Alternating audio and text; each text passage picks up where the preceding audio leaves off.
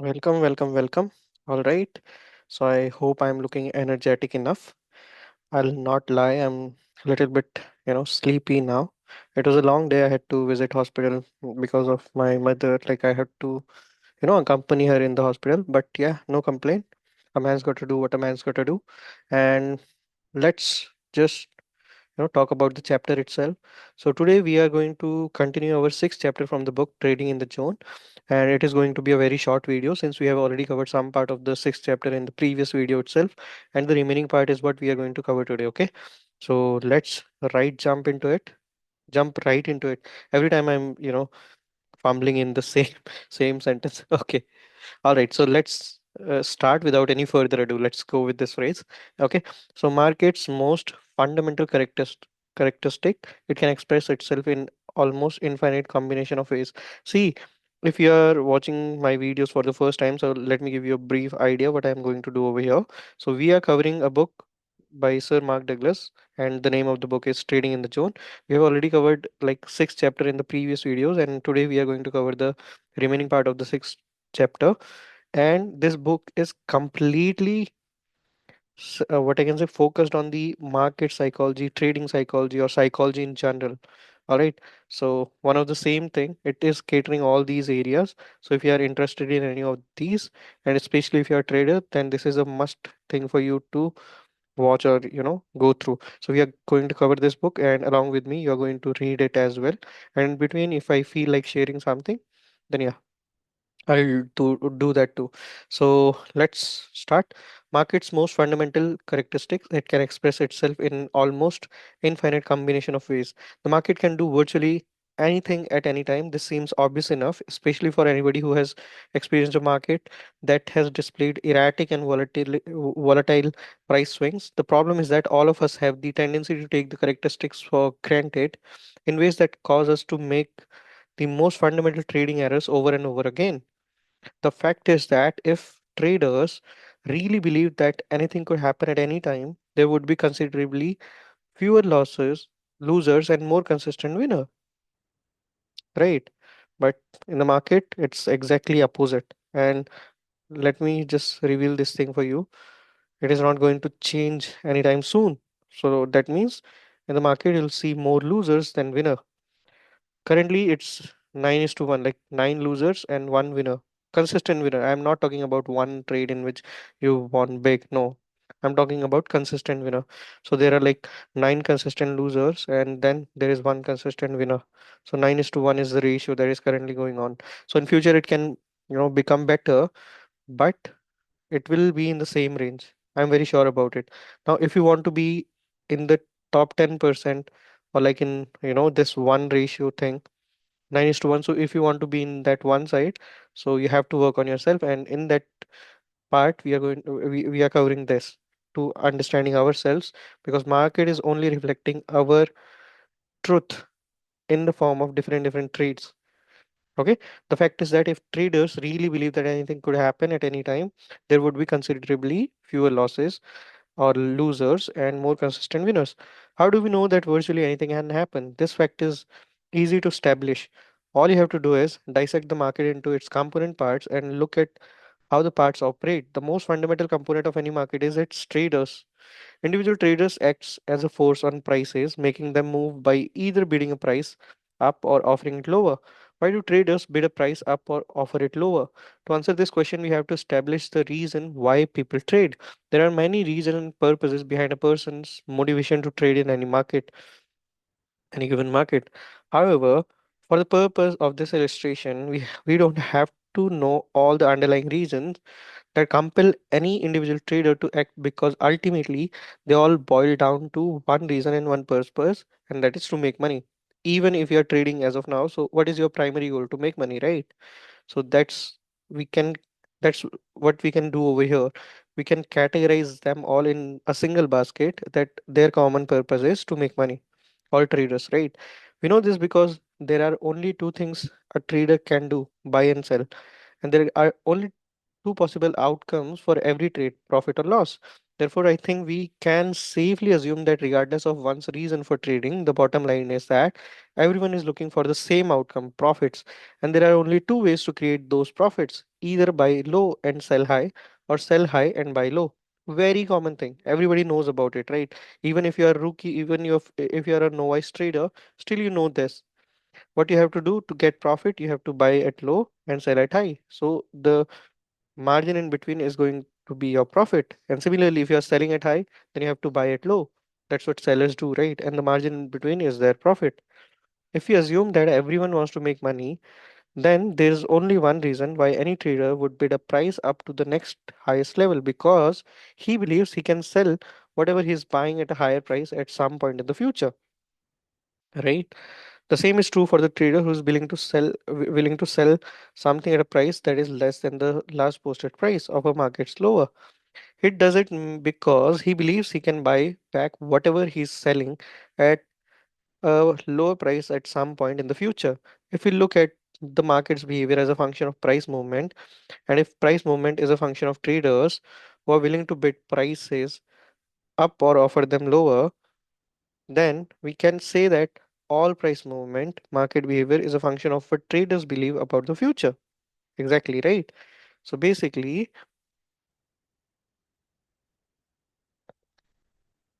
okay, just let me take a quick note of it. Okay.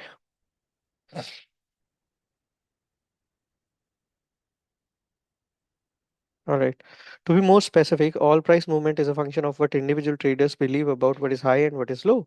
The underlying dynamics of market behavior are quite simple. Only three primary forces exist in a market: trader who believe the price is low, traders who believe the price is high. We are talking about a particular point, okay? Let's say you are looking at the price at a particular point and you are observing the price. You can only think in these three possible ways. The one, you can think the price is high, you can think the price is low, or the third one is traders who believe the price is high, the traders who are watching and waiting to make up their minds about whether the price is low or high. So either you are decisive or undecisive. If you are decisive, then there are two ways to express the price according to you, that the price is high or low, or you're trying to figure out certain way to find out if it is high or low. So this is the third condition. Technically, the third group constitute a potential force. The reason that support any given traders believe that something is high or low are usually irrelevant, because most people who trade act in an undisciplined, unorganized, haphazard, and random manner. Okay, all right. So that's very important. You need to understand there are people who think the price is high, there are people who think the price is low, and then there are undecisive force present in the market. Now, this is a potential force that will decide if the price is going to be higher or lower from that particular point, right? In whichever direction they will go, they will make the momentum, and in the momentum you're going to make money. The reason that support any given traders believe that something is high or low are usually irrelevant, because most people who trade act in undisciplined, unorganized, haphazard, and random manner. They think they are better than, even I was also in this category. Hopefully I'm working on myself and I'll get out of it, right? And for that you have to follow your rules and you have to stick by it no matter what. You shouldn't go for a short success if you're here for a longer term. So their reasons wouldn't necessarily help anyone gain a better understanding of what is going on. But understanding what's going on isn't that difficult if you remember that all price movement or lack of movement is a function of the relative balance or imbalance between two primary forces: trader who believe the price is going up and the traders who believe the price is going down. If there is a balance between the two groups, price will stagnate. We say no price in a range or sideways market. So that's what here the author is trying to say over here. If there is a balance between the two groups, prices will stagnate because each side will observe the force of the other side's action.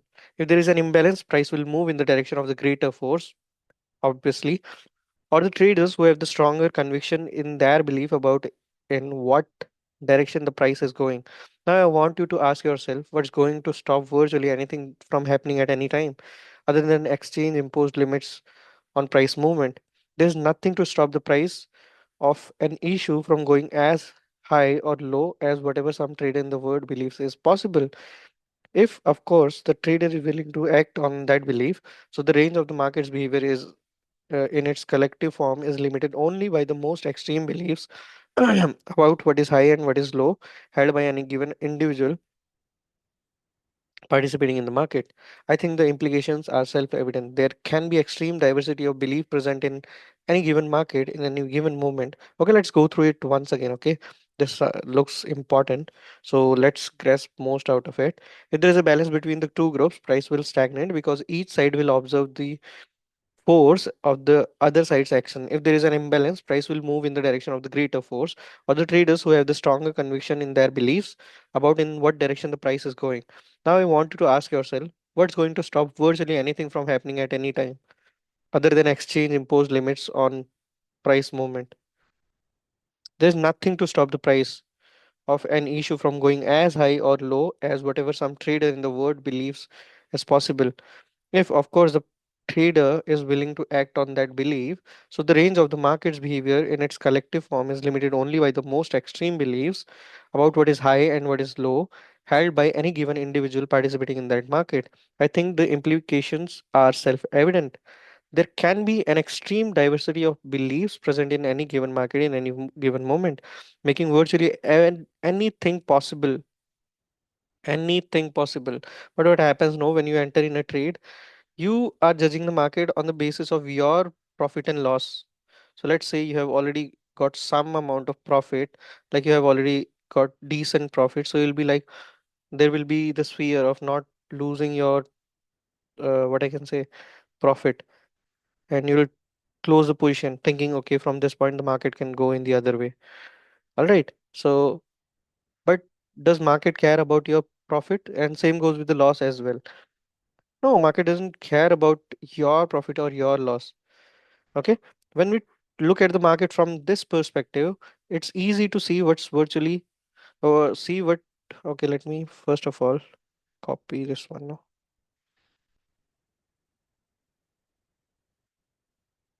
Have I noted down?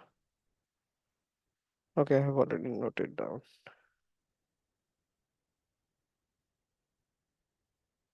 When we look at the market from this perspective, it's easy to see that every potential trader who's willing to express his belief about the future becomes a market variable. One or more personal level. Okay, why the hell I'm reading one. Okay, on as one. Okay, on a more personal level, this means that if only it only takes one other trader anywhere in the world to negate the positive terminal potential of your trade. Put another way, it takes only one other trader to negate what you believe about what is high or what is low. That's all. Only one. Here's an example to illustrate this point. Several years ago, a trader came to me for help. He was an excellent market analyst. In fact, he was one of the best I have ever met, but after years of frustration doing which he lost all his money and a lot of other people's money, he was finally ready to admit that. But as a trader, he left a lot to be desired. After talking to him for a while, I determined that a number of serious psychological obstacles were preventing him from being successful. One of the most troublesome obstacles was that he was a know it all and extremely arrogant, making it impossible for him to achieve the degree of mental flexibility required to trade effectively. It didn't matter how good an analyst he was.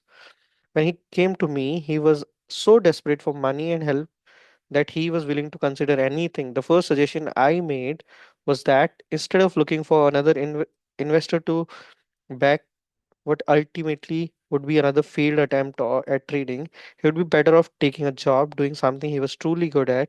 He could be paid a steady income while working through his problems, at the same time provide someone with a worthwhile service.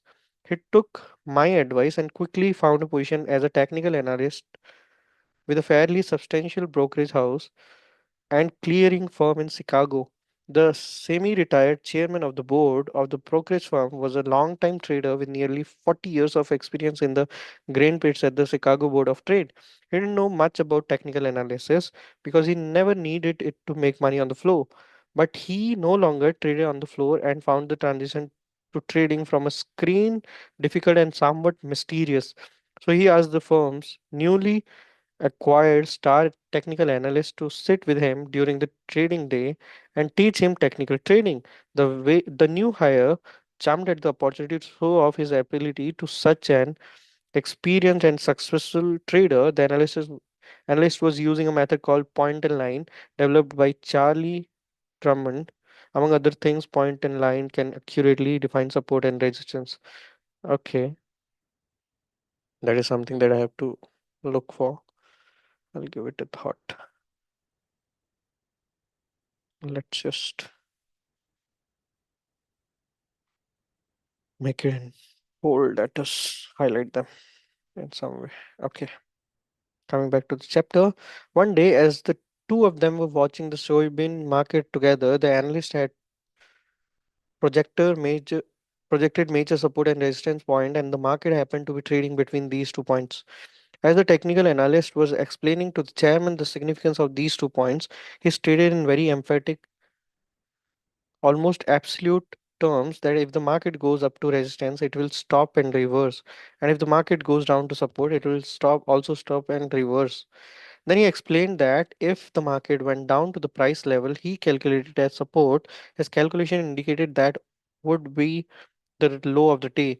As they sat down, the bean market was slowly trading down to the price the analyst said would be the support or low of the day. When it finally got there, the chairman looked over to the analyst and said, "This is where the market is supposed to stop and go higher, right?" The analyst responded, "Absolutely, this is the low of the day." "That's bullshit," the chairman retorted. "What's this?" He picked up the phone, called one of the clerks handling orders for the soybean pit, and said, "Sell 2 million beans bushels at the market." Within 30 seconds after he placed the order, the soybean market dropped 10 cents a bushel. The chairman turned to look at the horrified expression of the analyst's face. Calmly, he asked, "Now, where did you say the market was going to stop? If I can do that, anyone can." The point is that from our own individual perspective as observers of the market, anything can happen. And if it takes only one trader to do it, well, not possible in FNO, like until unless he is a very big trader. But I'm getting the point over here, right? So it is talking about the uncertainty of the market, which is true to so many extent. This is the hard, cold reality of trading that only the very best traders have embraced and accepted with no internal conflict. How do I know this? Because only the best traders consistently predefine their risk before entering the trade. Predefined risk, predefined SL, right? And you have to stick by it no matter what. And it needs to be logical, right? It shouldn't be like, okay, this much loss I can hold in this position, and it is with no logic as such, or what I can say, a made up logic just to prove that okay, you have some logic. No, it shouldn't be like that. Only the best traders cut their losses without a reservation or hesitation when the market tells them the trade isn't working.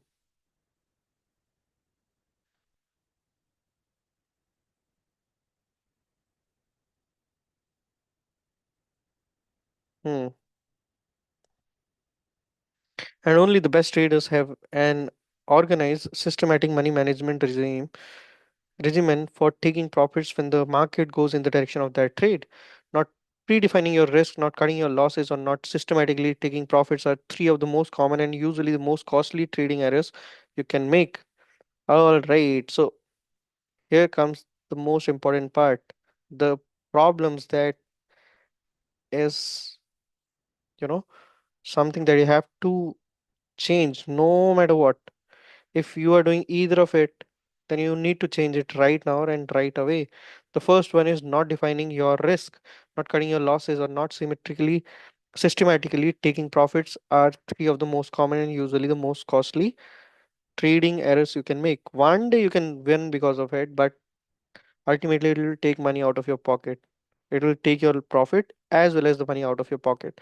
Only the best traders have eliminated these errors from their trading. At some point in their careers, they learned to believe without a shadow of doubt that anything can happen, and to always account for what they don't know, for the unexpected. Remember that there are only two forces that causes prices to move: traders who believe the market are going up and traders who believe the markets are going down.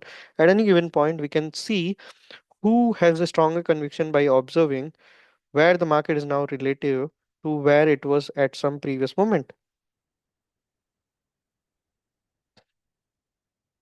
That's where the charts plays a very vital role. Charts and candles, right? They're only giving you data and what happened in the market so far.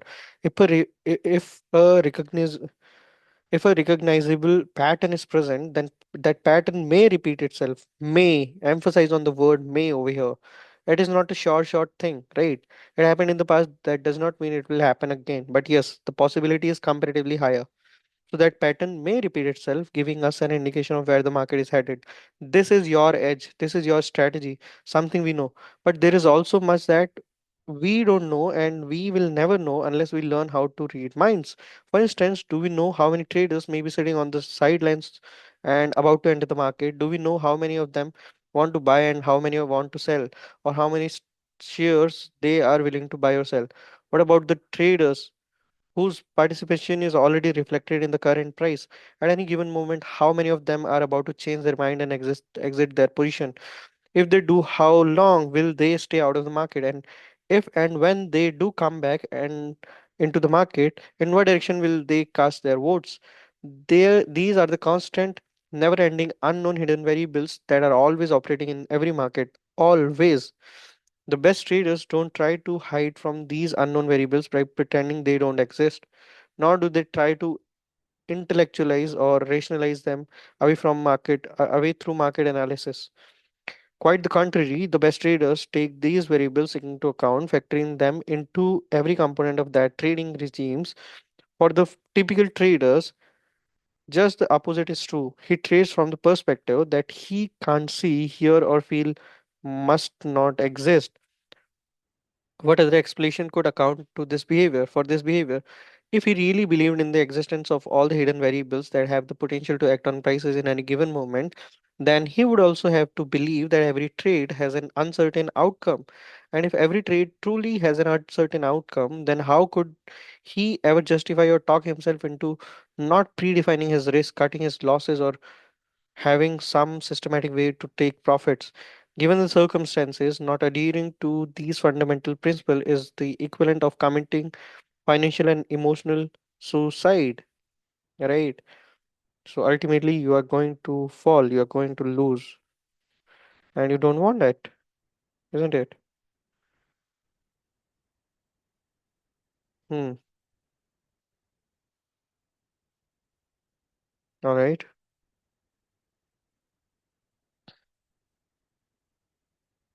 Since most traders don't adhere to these principles, are we to assume that their true underlying motivation for trading is to destroy themselves? It's certainly possible, but I think the percentage of trader who either consciously or subconsciously want to rid themselves of their money or hurt themselves in some way is extremely small. So if financial suicide is not the predominant reason, then what could keep someone from doing something that would otherwise make absolute perfect sense? The answer is quite simple. The typical traders don't predefine his risk, cut his losses, or systematically take profit because the typical trader don't doesn't believe it's necessary. And yes, I was the this typical trader. I think you must have also gone through this stage, or you are still currently going through this stage. So yeah, do you want to become typical trader or the one who is constantly winning and getting something out of the market in the longer run? Great. So you have to follow the system. You have to follow this and cut short your mistakes and cut short your losses as well, and take the profit systematically by trailing SL or taking the target or whatever. The only reason why he would believe it isn't necessary is that he believes he already know what's going to happen next based on what he perceives is happening in any given now moment.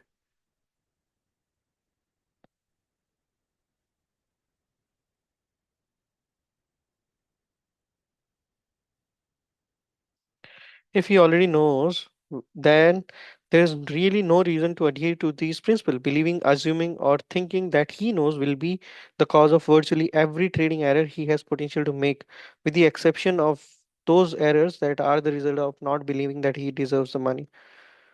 Right.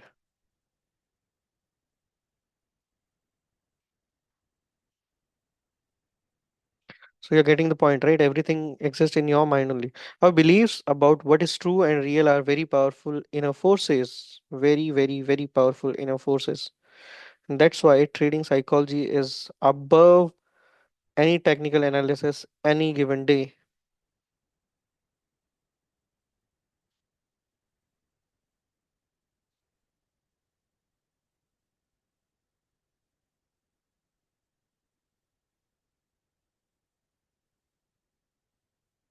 Right. Okay. They control every aspect of how we interact with the markets. From our perception, interpretation, decision, action, and expectations to our feelings about the results, it's extremely difficult to act in the way that contradicts that we believe to be true. In some cases, depending on the strength of the belief, it can be next to impossible to do anything that violates the integrity of a belief. What the typical trader doesn't realize. Okay, let's go through it once again. They control every aspect of how we interact with the markets from our perceptions. Okay, just give me 1 second, okay?